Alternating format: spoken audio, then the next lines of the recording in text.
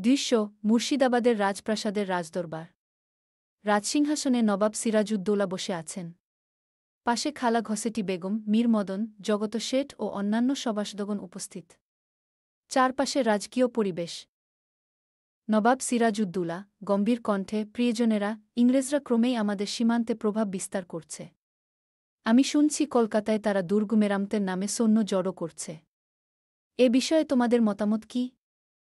ঘসেটি বেগম চিন্তিতভাবে, ভাগ্নে, আমি বলি, এসব ইংরেজদের উপর সহজে ভরসা করো না। ওদের মুখে মিষ্টি কথা, কিন্তু মনে চক্রান্ত। জগত শেঠ নরম স্বরে, হুজুর, যুদ্ধ শুরু হলে বাণিজ্যের বড় ক্ষতি হবে। ভাবনাচিন্তা করে পদক্ষেপ নেওয়াই শ্রেয়। মীর মদন দৃঢ়ভাবে, নবাব, এখন আর দেরি নয়। ইংরেজদের সাহস বেড়ে গেছে।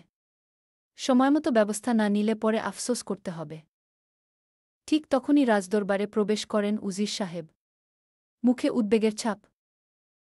উজির সাহেব প্রণাম জানিয়ে, জাহাপনা, খবর এসেছে, কলকাতার অবস্থা মোটেই ভালো নয়।